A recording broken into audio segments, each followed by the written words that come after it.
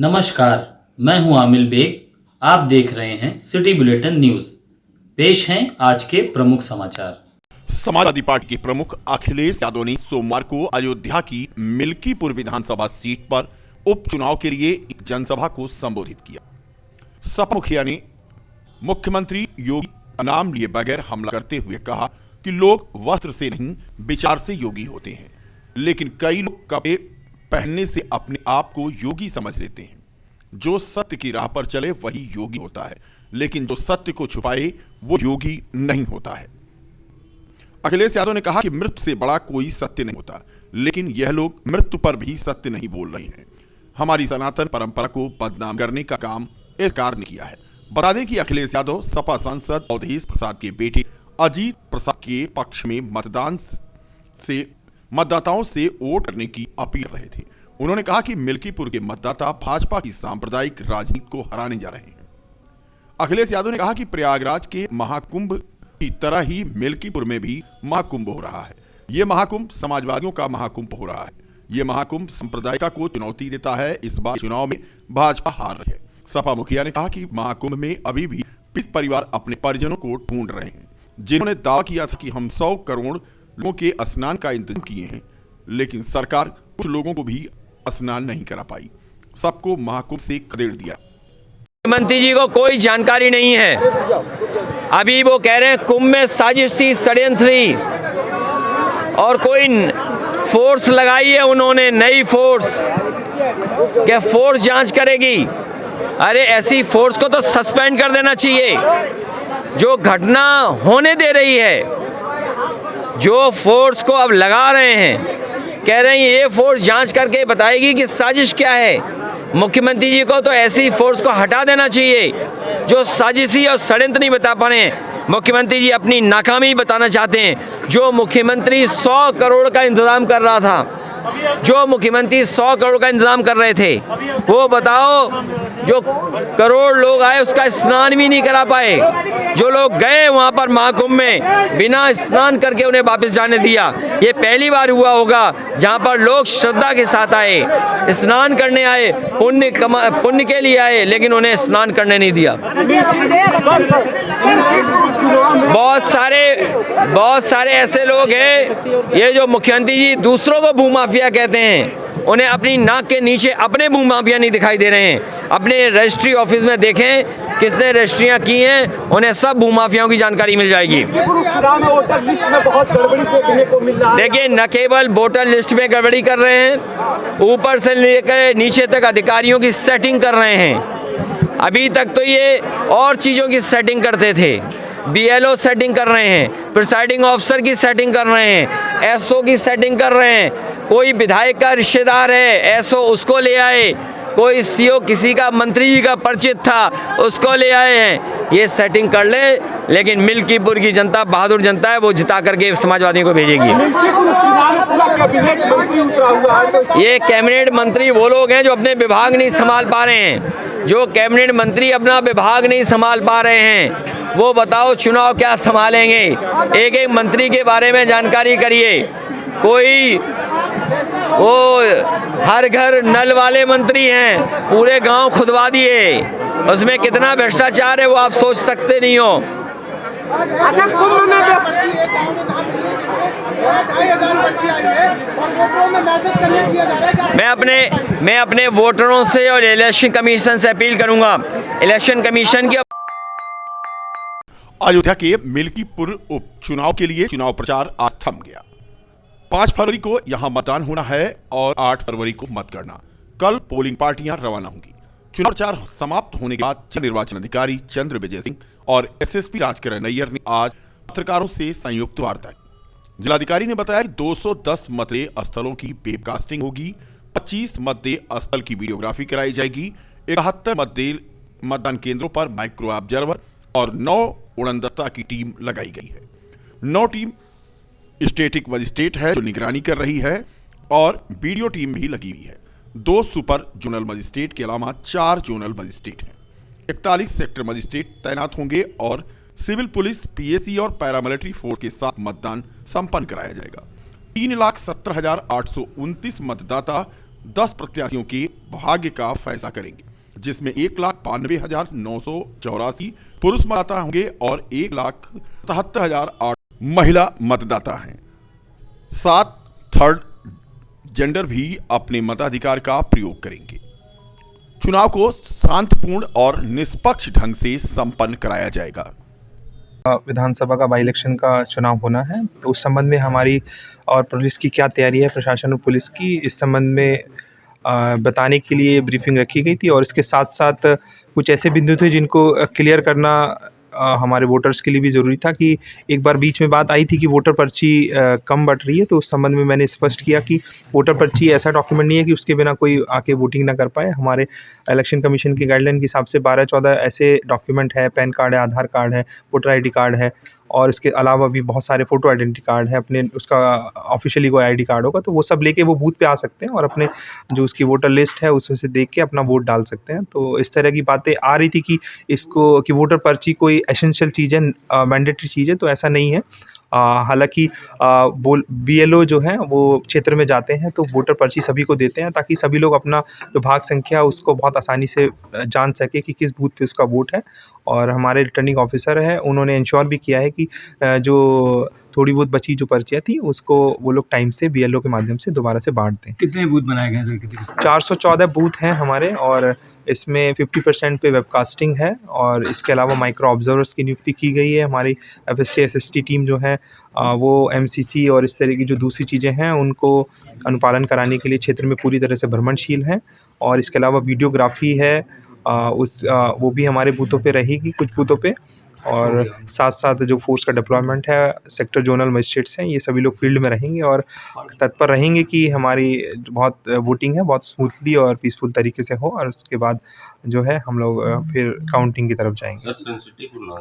Sensitive booth जो है हमारे क्रिटिकल बूथ हैं वो 35 बूथ है, और इन सभी बूथों पे माइक्रो ऑब्जर्वर की तैनाती भी की गई है, और मजिस्ट्रेट्स जो हैं उन सभी पे हम लोग जो है पुलिस और दोनों मिलके जो है ना वो शांति व्यवस्था पूरी तरह से बनी रहे, और कोई भी वोटर जो है वो बिना किसी के इन्फ्लुएंस में आए या बिना डरे जो है अपने मताधिकार का प्रयोग करें। इसलिए सभी लोग जो है उसी दिन मतदान के दिन क्षेत्र में भ्रमणशील लेके इंश्योर करेंगे।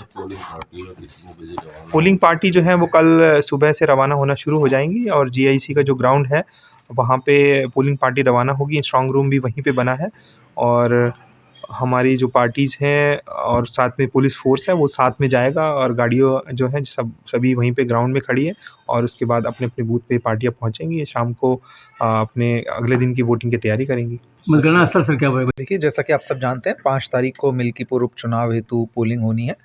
इसके क्रम में जैसा जिला निर्वाचन अधिकारी महोदय द्वारा आपको बताया गया, कल हमारी पोलिंग पार्टीज़ यहाँ से रवाना होंगी।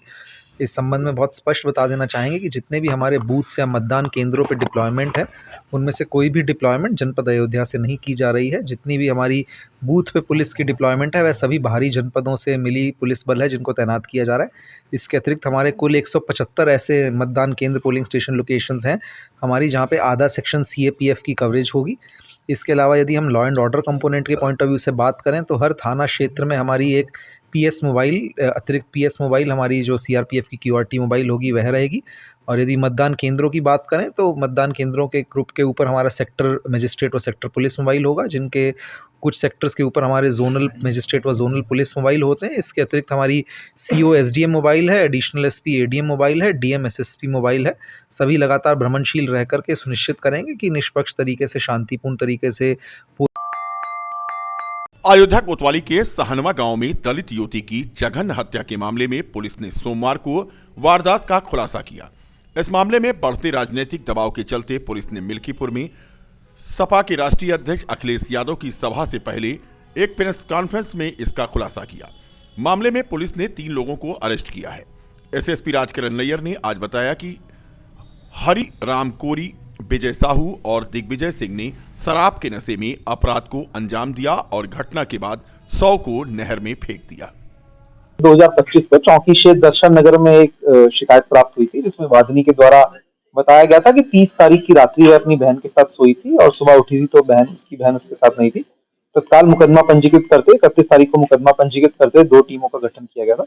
दिनांक 1 को शव बरामद हुआ था, जिसकी पहचान उसकी लड़की के रूप में हुई थी। इसके क्रम में घटना के जो घटना पे प्रथम दृष्टया जैसा आप लोगों को पूर्व में अवगत करवाया गया था, घटनास्थल को प्रथम दृष्टया देख करके ऐसा प्रतीत हो रहा था कि घटनास्थल वह जगह नहीं है जहां पे घटना को कारित किया गया है, क्योंकि शव को वहां पे ला करके रखा गया ताकि पुलिस को गुमराह व भ्रमित किया जा सके।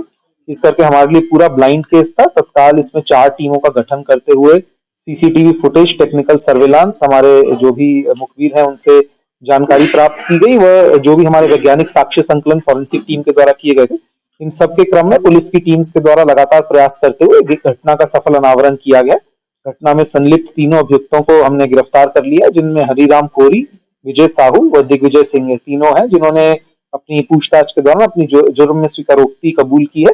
इसमें आगे हमारे साक्ष्य संकलन की कार्रवाई चल रही है। आवश्यकता अनुसार अभियुक्तों का न्यायालय से रिमांड लेकर के पूछताछ व साक्ष्य संकलन की कार्रवाई हमारी प्रचलित रहेगी। इसमें जो भी अग्रिम प्रगति होगी आप लोगों को अवगत करवाया जाएगा। ये कारण क्या? देखिए, उसी गांव के रहने वाले युवक हैं और यह उस समय नशे में थे जिस दौरान इन्होंने यह घटना कारित की है। बाकी अभी क्योंकि हमारी पूछताछ चल रही है, विवेचना में हमारे जो भी आगे साक्ष्य संकलन में होगा आपको फ्रेश एक रिजॉइंडर उसके माध्यम से अपडेट करवाया जाएगा। किसी पार्टी से भी? देखिए, इस तरह का अभी हमारा कुछ वो नहीं है। फिलहाल घटना के संबंध में हमारी वो चल रही है। अभी तक किसी पार्टी का कोई ऐसा वो हमारा उसमें नहीं आया। जो भी हमारे साक्ष्य संकलन में आगे इसमें आएगा विवेचना में, जो विवेचना से जुड़े होंगे वो आपको देखिए, तीनों उसी गांव के रहने वाले हैं, जिस गांव में सहनवा गांव के ही रहने वाले हैं तीनों भी। जैसा कि मैं आपको कह रहा हूं कि जो घटनास्थल है उस समय देखने पर भी ऐसा प्रतीत हो रहा था और अभी पूछताछ में भी ये बात सामने आई है कि घटनास्थल वह नहीं था। इसका उद्देश्य केवल ये था कि पुलिस को भ्रमित व गुमराह कर सकें, जिससे पुलिस अभियुक्तों तक ना पहुंच पाए, घटना का अनावरण ना कर पाए। लेकिन जैसा कि मैंने आपको कहा कि सीसीटीवी कैमरास, टेक्निकल सर्वेलांस और वैज्ञानिक साक्ष्य संकलन के माध्यम से हम लोग उस जगह तक पहुंच गए थे जहां हमको लग रहा था कि ये हुआ, और इसी के क्रम में जो हमारी पूछताछ चल रही थी उसके क्रम में हमने तीनों अभियुक्तों को गिरफ्तार कर लिया। रेप की पुष्टि हुई है क्या? देखिए, जो भी हमारे जैसा मैंने आपको बताया, जो हमारी बीएनएस की परिभाषा है और जो भी हमको परिस्थिति साक्ष्य मिले उसके हिसाब से हम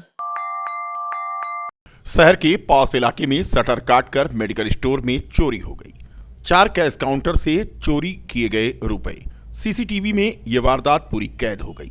पूरा मामला है कोतवाली नगर के जायसवाल मेडिकल स्टोर नाका का। नाका हनुमानगढ़ी के बगल में स्थित जायसवाल मेडिकल स्टोर में हुई चोरी की जांच पुलिस कर रही है। कैश काउंटर से लाखों की चोरी हुई।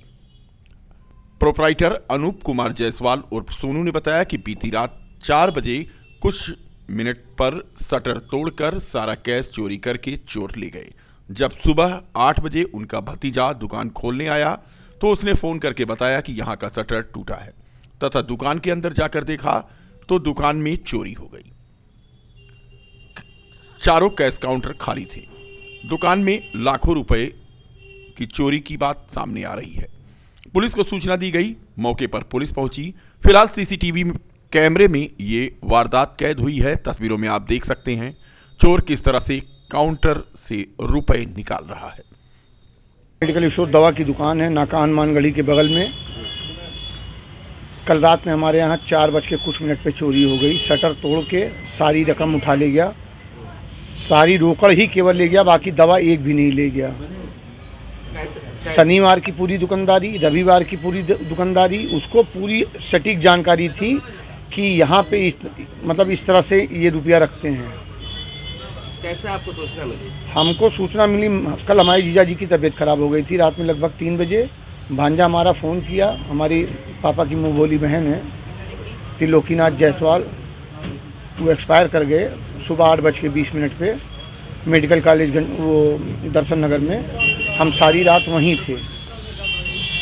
उसके साथ हम जीजा जी को लेके जिला अस्पताल, Chiranjeev hospital, doctor FB Singh, doctor Arun Jaiswal, उसके बाद वहाँ से रिफ़र किया तो हम लेके ट्रामा सेंटर गए जहाँ पे उनकी डेथ हो गई। सुबह 8:40 पे हमारा भतीजा आया दुकान खोलने, तो उसने हमको फ़ोन करके बताया कि चाचा यहाँ तो शटर वटर टूटा है। तो मैंने कहा तुरंत कि पप्पू चाचा को फ़ोन करके बुला लो।